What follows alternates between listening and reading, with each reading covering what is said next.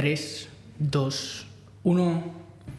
Bienvenido, bienvenida a Mindflow Podcast, el podcast que vela por tu salud física y salud mental. Te recordamos que te recomendamos que vayas a dar un paseo o al menos te tires unas sentadillas con nosotros para mejorar tu salud y la de tu corazón. Vamos a ello, ¿no? Vamos a tenernos, ¿cuántas hoy? Capítulo 12 sentadillas. Let's go, let's get it. Vamos. Hoy voy a meter. Por ahí. 1, 2, 3. Hay que ir más rápido así, que no se escuche y ya está como, venga, va, que termine ya. 8, 9, 10, 11 y 12. Venga. Ahora sí. Bueno, esto es empezar con energía, ¿eh? Esto nos da energía para arrancar bien, oxigenando bien nuestro cuerpo y así la mente funciona mejor. Así que, bueno, vamos a ello. Voy a hablar yo, si te parece, ahora, ¿vale? Hoy vamos a tener la oportunidad, todos y todas, de escuchar a Didac. Pues vamos a hacer unas cuantas preguntas como fisioterapeuta en activo y pues al final también como estudiante de psicología. Lanzar unas cuantas preguntas en relación al mundo de la fisioterapia, que quizá muchas personas pues también se cuestionan, y vamos hoy a comentar diferentes cosillas y lo que vaya saliendo. Creo que puede ser muy interesante y sobre todo, como siempre, juntando esta parte de la fisioterapia con la psicología, ¿no? Como comento, cuerpo y mente. Así que yo creo que algo con lo que empezar, algo con lo que romper el hielo es para ti, Didac. ¿Cuándo es el momento perfecto para acudir al fisio? Es decir, mucha gente va al fisio cuando está realmente jodido o jodida. Pero ¿tú crees que es interesante también acudir a este de manera pues regular sin tener todavía ninguna molestia? Vale, aquí hay varias cosas. O sea, yo pienso que la fisioterapia como tal no es un sitio al que tú vas, sino que es una manera de pensar. Entonces, creo que la fisioterapia, o sea, el ir a un fisio debería ser algo básico en nuestro día a día, pero no porque vaya a ser un sitio en el que tengas que pagar, sino yo siempre he dicho la frase de pon un fisioterapeuta en tu vida, ¿no?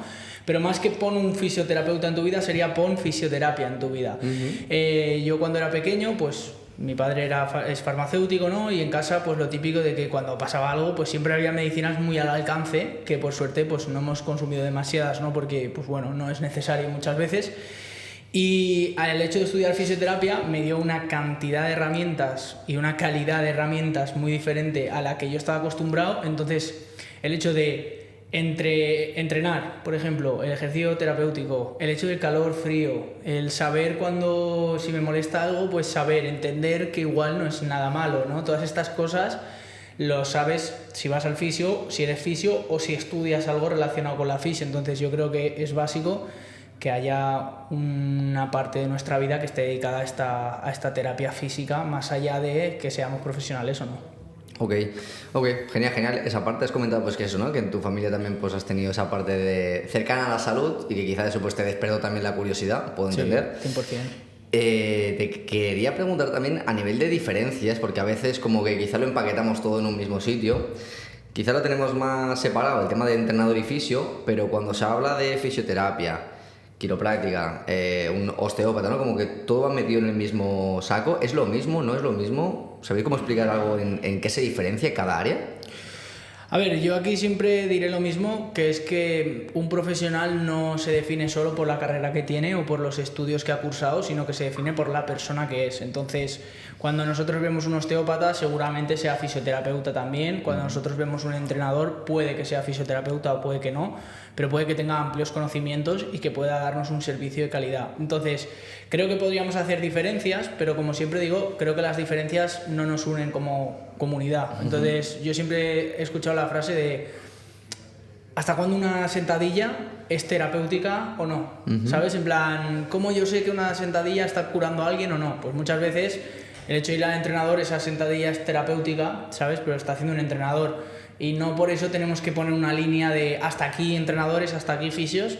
Creo que la clave y lo enriquecedor como tal sería que hubiera un servicio en el que haya un fisio y un entrenador trabajando conjuntamente para que la persona que hay se enriquezca de los dos servicios. Por ejemplo, un osteópata, un quiropráctico, normalmente son personas que trabajan mucho más en camilla. Sí que es cierto que un osteópata lo ve todo de un punto de vista mucho más holístico. Yo sí estoy a favor de la osteopatía, pero no estoy a favor de que el terapeuta sea el sanador, en el sentido de que yo creo que la persona es responsable de sanarse ella misma y el osteópata, el entrenador o quien sea, tiene que dar las herramientas, pero el trabajo es el de la persona. Entonces, claro, osteópatas y quiroprácticos, por mi experiencia de lo que yo he visto, que hay muchos muy buenos y que ayudan un montón a las personas, tienden a tener esta tendencia de te trato en la camilla, te curo aquí y vuelve cuando lo necesites o en 2 semanas o lo que sea. ¿Eso quiere decir que no funcione? No, quiere decir que es otra forma de trabajar a la que yo no... De abordarlo diferente. Sí, yo no estoy tan a favor, pero por lo que te digo, porque para mí cada uno es responsable de su salud. Ahora bien, si tú no te quieres responsabilizar de tu salud y necesitas que alguien te alivie, te haga una serie de terapias que son pues completamente válidas, para mí son válidas porque pues mi experiencia, yo he visto gente muy buena y que de verdad saben hacer bien su trabajo y que saben muy bien lo que toca, pues ahí sí alivian el dolor. Pues si tú es lo que necesitas, como siempre hay personas para todo, ¿no?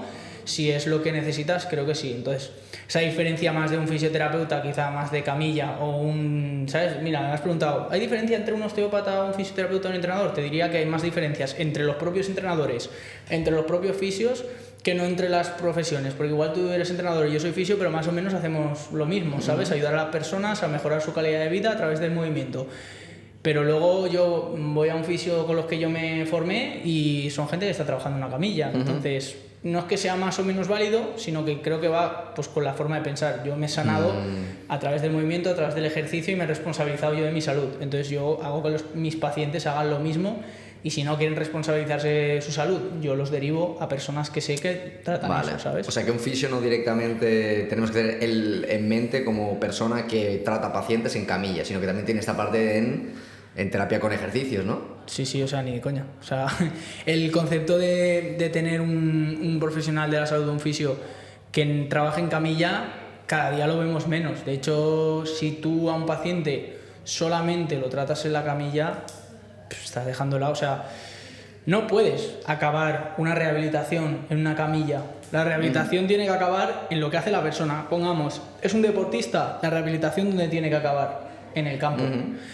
Es una persona mayor que pasea todos los días y que le gusta subir a la montaña, ¿dónde tiene que acabar la rehabilitación? Subiendo a la montaña, ¿sabes? O sea, la camilla está bien en fases iniciales para hacer algún tipo de valoración y demás, pero cuando salimos de ahí es limitar la rehabilitación completamente. Okay.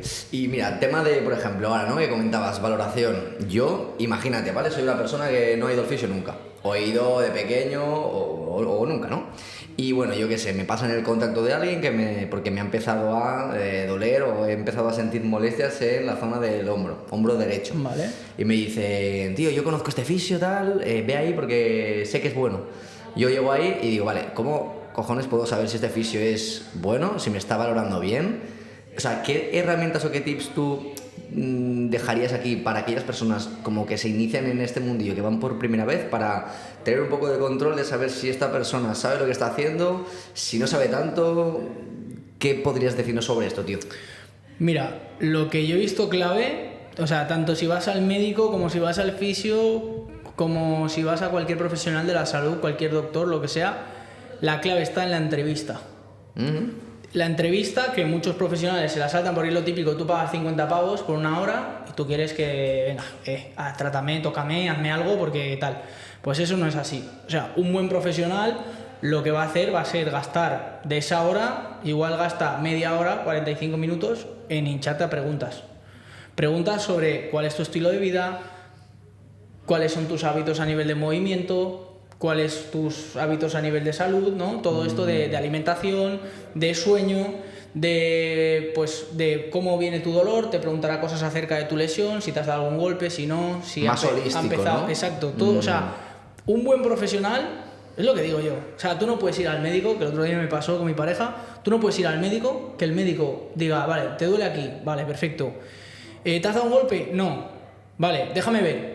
¿Sabes? Palpa, que la palpación está demostrado que no sirve prácticamente para nada a nivel de valoración. En plan, tienes que ser muy bueno para determinar si hay algún movimiento o algún desplazamiento de algo en el cuerpo, a no ser que haya una fractura muy heavy, que entonces no te hace falta palpar, ya lo ves, pero ¿no? exacto.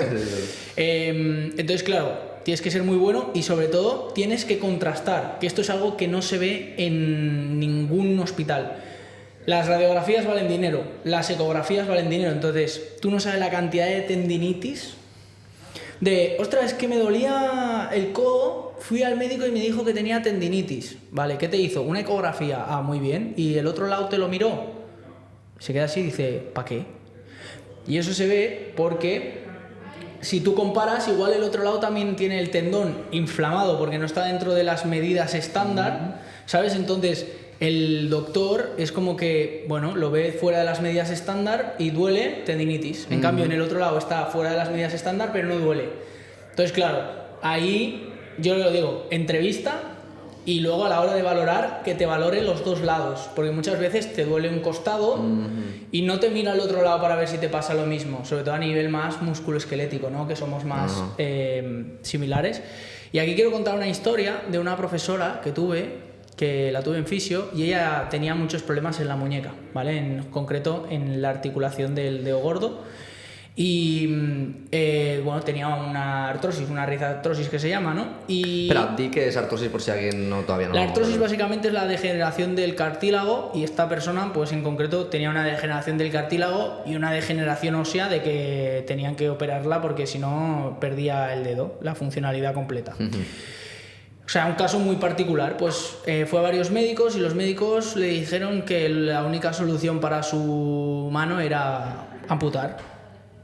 O sea, estaba tan grave. Hostia, ¿verdad? Que la única opción que le daban era amputar. Pues esta chica, esta mujer, esta señora, ¿no? Consiguió mirarse con un médico que además de médico era fisioterapeuta y le hizo una radiografía de esta mano, pero también se lo hizo de la mano que no le dolía.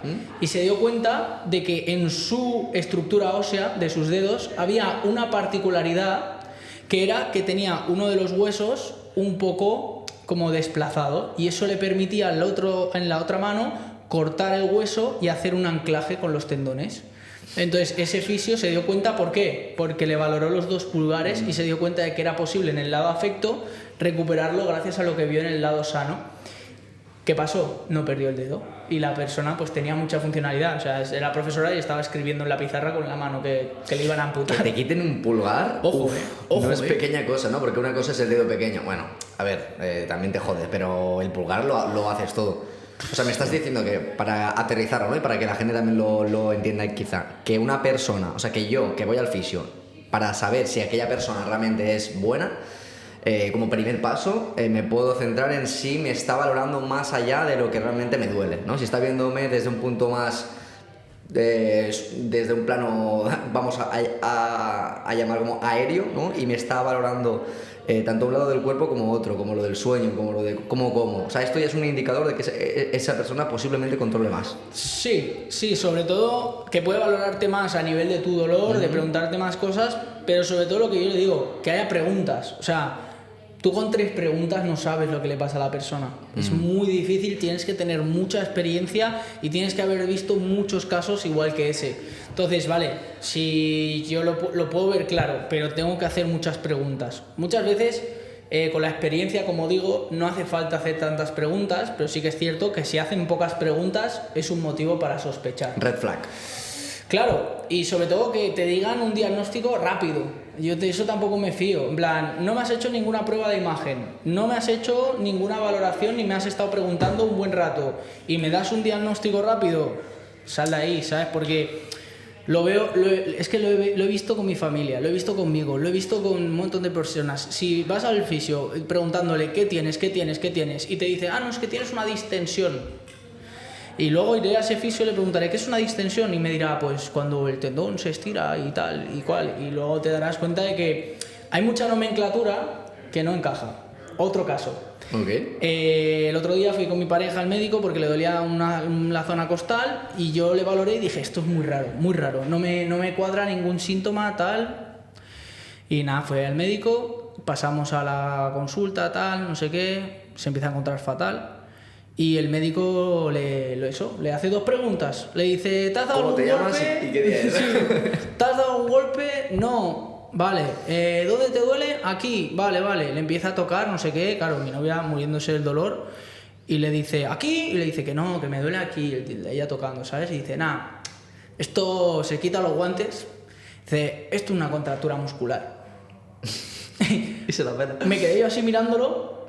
Y claro, yo sé que las contracturas musculares no existen. En plan, porque no hay ¿Por prueba. qué? Coméntalo. No hay prueba de imagen que nos diga que hay una contractura muscular. En plan, no hay ninguna imagen en la que digamos, donde lo típico de tengo una contractura, pues ahí te pasarán el ecógrafo y no saldrá nada. Claro, la típica del cuello, no estoy Sí, contracturado. Tengo un nudo, no El existe nudo. eso. Yo prefiero llamarlo tensión muscular. Tienes una cierta tensión muscular que puede ser molesta, que seguramente la causa en sí del malestar no sea tanto la tensión, sino será lo que está fallando. Normalmente suele ser un tema más postural, ¿no? Que te genera pues una descompensación y una cierta tensión, sobrecarga en otra parte. Que bueno, sobrecarga tampoco es un término que me guste mucho, ¿no?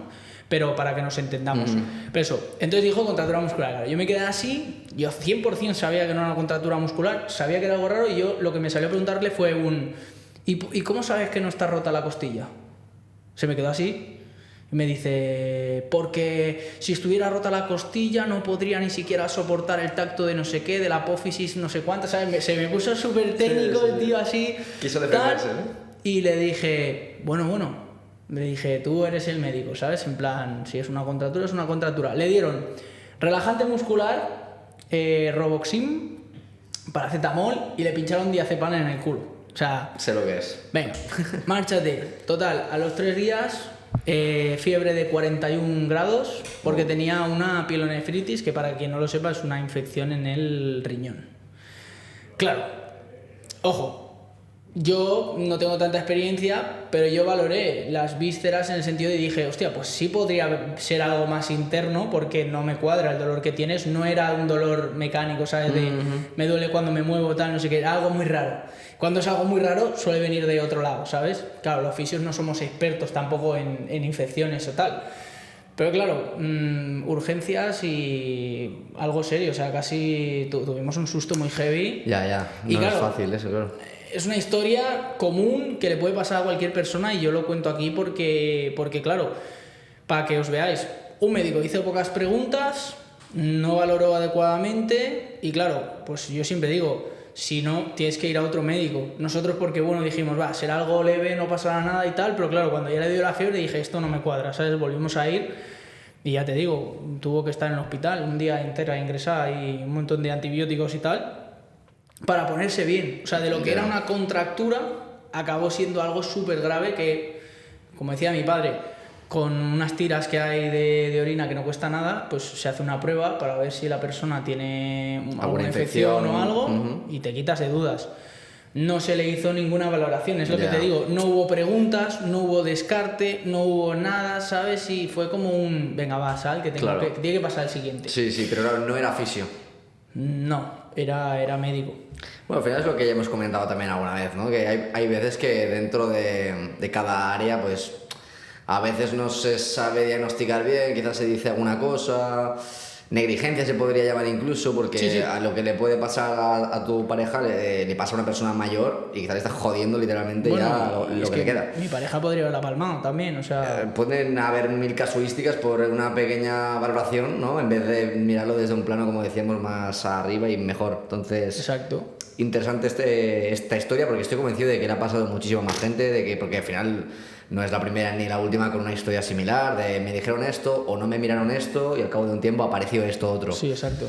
No mola para nada y pues bien saber que también hay fisios que lo valoran, ¿no? Incluso en caso de que no controles mucho una área, al menos te planteas y te cuestionas. Entiendo que cuando más entiendes del cuerpo humano, más intentas relacionar también otros campos y empiezas a ver que todo tiene conexión, valores diferentes, ¿no? Y sobre todo saber que cuando te duele a una parte del cuerpo, normalmente el problema no está ahí. Ya, eso es súper potente también. Has dicho diferentes cosillas,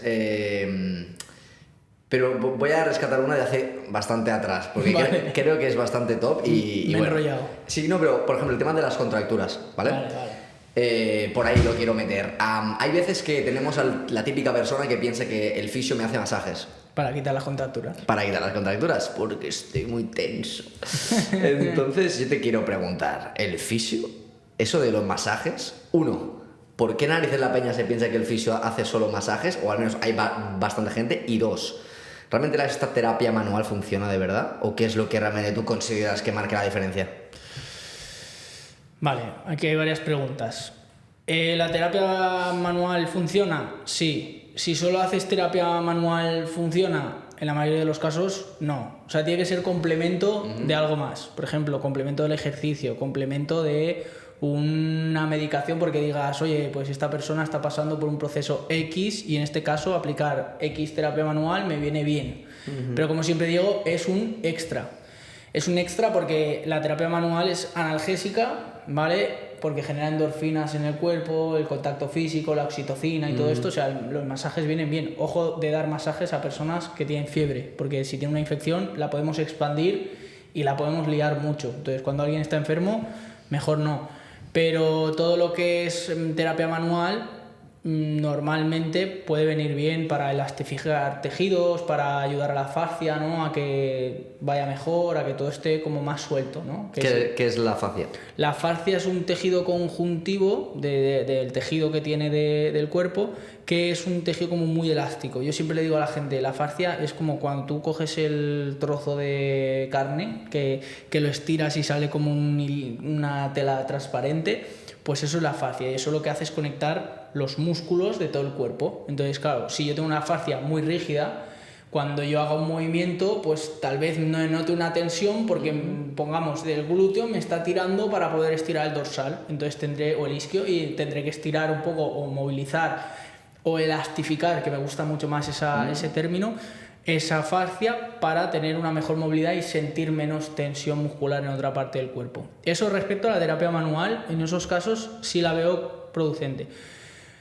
Que te crujan las cervicales, crujirte la espalda y tal, es puramente por un tema de metámeras. Las metámeras, ¿vale? Para que nos entendamos, son los complejos nerviosos de nuestro cuerpo. Es decir, por ejemplo, tenemos una vértebra, de cada vértebra salen los nervios espinales, ¿vale? Y esa es la metámera, pongamos, C7, ¿no? Y la metámera C7 tiene el nervio, ahora mismo, pues me lo invento, ¿no? Los braquiales, ¿no? Que son los de las cervicales, el plexo braquial y todo esto. Entonces, claro, si yo tengo un problema en el brazo, si tú me crujes C7, C6, C5, porque además nunca crujen una única vértebra, o sea, tú cuando pegas una leche, ahí es lo que sea, ¿no? Entonces tú lo que haces es resetear la metámera. Entonces tú le das una hostia a la metámera, ¡pum! Y entonces el sistema nervioso entiende relajación, ¿no? Entonces es un placebo, entre comillas, o sea, funciona, no es un placebo, porque funciona más que el placebo, pero permite esa relajación para que luego igual a la hora de hacer la terapia duela menos y entonces puedas entrar más, te puedas luego haciendo el ejercicio pues hacerlo mejor, todo esto. Entonces, por ahí bien, ¿vale? Por ahí bien. Ahora bien, ¿por qué la fisio se piensan que eso da masajes? Yo creo que es porque tú cuando vas al fisio, el 95% de los fisios, 90%, cada vez menos, gracias a Dios, trabajan en una camilla. Yo no digo que esté mal trabajar en una camilla, pero claro, si tú vas a un centro de fisio y ni que sea tiene una zona para hacer ejercicio, tú ahí ya relacionas, hostia, este tío hace algo más. En cambio, claro, si yo voy al fisio, me pone unas corrientes, me pone un ultrasonido y me hace un masaje, yo voy al fisio a que me chequeen, me hagan tal y me manden para mi casa, ¿no? Entonces yo creo que también está muy prostituido todo este tema. Por eso, luego, las casas de los masajes. Yo he sido masajista profesional y venden masajes descontracturantes. Oh, sí, tienes muchas contracturas, porque ellos se creen realmente que tienen contracturas porque es lo que les han enseñado. Ahora bien, claro, si yo voy a un masajista, me dice que las contracturas existen, voy a un fisio, me dice que las contracturas tal, claro, es muy difícil yo ahora ponerme a explicar una sesión de 1 hora a una persona. Romper el patrón mental lo primero. Claro, entonces yo muchas veces me dice, es que tengo una contractura, y le digo, sí, a ver, bueno, pues sí, parece que hay algo de tensión, ¿no? Siéntate, que te voy a contar, ¿no?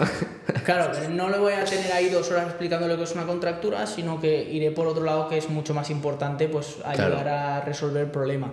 Entonces, claro, el tema de las contracturas es un debate muy intenso. De hecho, yo una vez que trabajando en un centro de masajes, subí un reel que decía, las contracturas no existen, ¿no? Y la jefa del centro me dijo, oye, ¿qué estás diciendo, no? Que nos sustentamos de esto, o sea, vale, no... pues cuando yo le pasé artículos y tal, ella entró en razón y dijo, ostras, pues no sabía todo esto, qué interesante, tal, no sé qué, Wow. ¿sabes? Pero... Hay que ir con ojo, ¿no? Porque, claro, incluso si alguien que tiene un centro, o sea, la verdad que te la jugaste un poco, porque ¿no? Pensar a alguien que tiene un centro, que lo vende como tal, y que tú le pongas, no, las contracturas no existen. La verdad siempre por delante. Se lo tomó bien, yo creo. Sí, o sea, al principio no, pero cuando vio que había un sustento científico detrás y que yo iba muy claro con lo que decía, pues se sorprendió y me dijo, joder, cuántas cosas voy a aprender de ti, ¿no? A la hora de trabajar. Y es lo que le digo, prefiero vender un masaje como relajación, como calma y demás, que no vender un descontracturante cuando sé que no estoy quitando ninguna contractura. Claro. Que luego el tema de los puntos gatillo, de la punción seca, todo esto, ¿no? Pues si yo he visto que funciona, no sé por qué al 100%, ¿no? Pero claro, al final dices, no existen las contracturas, pero el punto gatillo es lo mismo que una contractura, ¿no? Lo podremos ver en siguientes episodios que quizá podemos entrar cuando lo mires bien. Exacto. Básicamente decir que normalmente ponemos nombres, como en el siguiente episodio que lo veremos, ponemos nombres a cosas que no sabemos lo que son. Cuando hablamos de contractura muchas veces estamos hablando de una molestia en una zona muscular que no sabemos lo que es y le hemos llamado contractura porque, mira, porque así nos entendemos, ¿sabes? Es fácil de comprender, sí. Exacto, entonces yo no sería tanto de, pues eso, de decir, no digas contractura ni tal, en plan, tienes una contractura, vamos a verlo, vamos a entender qué pasa y ya está. Entonces, sobre todo entender que la contractura no es el punto primario, ¿sí? O sea, todo el mundo sabe lo que es una contractura, al mismo tiempo nadie sabe lo que es. Pero es entender que si tú tienes una contractura seguramente sea porque te pasas el día en esta posición y tienes los trapecios... Lo que decías, ¿no? Más esa higiene postural que hace que ciertos músculos tengan que recibir más tensión de lo que deberían. Y por ende, pues, contractura. Sí, 100%. El otro día tenía un caso de una persona que, para quien no lo sepa, era PAP. Si buscáis la imagen, os saldrá... que básicamente es un tipo de postura en la que tiene muy cerrada la parte posterior, tiene una lordosis, es decir, sacan muchísimo el culo, ¿no? Bloquean mucho las rodillas y van como así despeluchadas, ¿sabes? Entonces, ¿qué les pasa? Que la zona de la tripa tienen como que les sale para adelante, que es la zona del transverso como desactivada, ¿no? En inspiración. Pues con trabajar el transverso y el psoas un poquito, esa persona ahora tiene una cadena postural enorme y me dice, me ha dejado de doler la lumbar, no me duelen los pies, me ha mejorado todo, solo por cambiar la postura. O sea, imagínate, claro. Era una persona que sufría mucho de lumbar y de trapecio. Y claro, lo típico, no, yo es que siempre había ido al fisio y me han masajeado el trapecio. para descargar un poquito, tal, no sé qué, que yo lo entiendo, ¿eh? Si tú vas al fisio, plan, y tú quieres darte un masaje y tal porque te apetece, es bueno, pero ves desde la conciencia de me voy a relajar un rato, que me den un masaje. Y ya está, o sea, no vayas con el, sí, esto me cura. Bueno, claro. Te relaja, te sienta bien y tal, pero el problema, si no arreglas la postura, vas a volver a cargarte de esos trapecios, ¿no? Ahí la has dado. Y wow, eso, mira, vamos ahora a pasar a lo siguiente también. En relación a esto, ¿no? Que tú cuando vas al fisio tienes que trabajar. O sea, luego no es que la sesión del fisio te puede, pues vamos a ponerlo entre comillas, ¿vale? Arreglar, ¿no? En el momento, pues porque quizá te da esos tips, esas correcciones posturales y dices, ostras, pues sí que estoy mejor. Me siento bien. Pero ¿qué pasa luego? O sea, vamos a poner en bandeja esto, ¿vale? Porque tú, querido espectador, espectadora, sé que quizás has ido al fisio y te ha dicho, esto lo tienes que hacer en casa, esto te pone deberes. ¿Y quién hace los deberes? Peter. A veces los deberes los hace Peter. Entonces, tú como fisio, ¿de qué manera o qué opciones das a tus clientes para que, hostias, de los deberes que les pones, al menos asegurarte un poquito más de que los hagan porque de esa manera tendrán resultados? A ver, hay una cosa principal que yo principalmente atraigo clientes que son como yo. Entonces normalmente son personas disciplinadas que hacen deporte y tal son bestias. y suelen hacer los ejercicios, ¿no? Vale, ahora pongamos, he tenido clientes también que no son este perfil. Pues un truco súper sencillo es poner poco. O sea, hacer poca cosa, en el sentido de, son personas que no entrenan. No les voy a poner una rutina de 6 ejercicios todos los días. Le digo, mira, tú todas las mañanas o todas las tardes o cuando tengas libre, haces este ejercicio y haces, me lo invento, 10 repeticiones y lo intentas repetir 3 veces. Entonces la persona, quieras o no, como solo es un ejercicio y lo tiene que hacer un rato, va haciendo cosas, ¿sabes? Entonces, pues eso, como a la persona no ponerle mucho... Ponerlo fácil. Exacto, ponerlo muy fácil. Luego, sobre todo hacer cosas que a la persona le guste. De una persona no le voy a mandar a salir a correr si sé que le gusta ir en bici, por ejemplo, o sé que prefiere hacer el cardio de otra manera, ¿sabes? Entonces, muchas veces cuando son personas que tienen unos gustos, porque claro, esto entra dentro de la anamnesis, tú también haces unas preguntas para luego a la hora de hacer el tratamiento que se adapte lo mejor a la persona. Si yo no hago esa entrevista, yo no sé que a esa persona le gusta ir en bici o que va en bici, claro. ¿Sabes? Entonces, que la bici, yo no estoy muy a favor de la bici, sí, pero si esa persona pues trabaja el corazón así, pa'lante, ya haremos lo demás en otro momento, ¿sabes?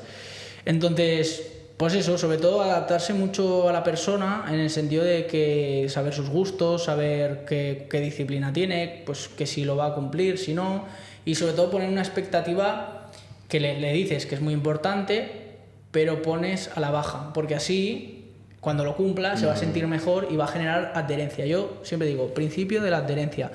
Si tú haces algo divertido, la persona va a tener adherencia. Sí, yo claro, hago los tipos de ejercicios de la gomita, así para el hombro, la pelotita, ¿sabes?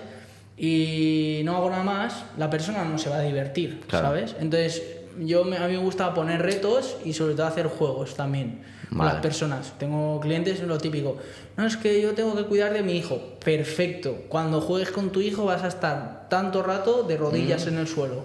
Me viene genial, y así las rodillas se acostumbran a eso y, hostia, pues mira, desde que juego así con mi hijo y ahora pues tengo mejor relación con él, incluso, ¿sabes? Un abordaje que no solo tampoco contemple la parte física, sino que además ese rato la persona seguramente le va a doler menos la rodilla. Y también mucho, pues por ejemplo, gente joven que he tenido de, hostia, es que me cuesta doblar la rodilla. Le digo, ¿tienes pareja? Sí, perfecto. Haz posiciones en la cama donde tengas que doblar más la rodilla.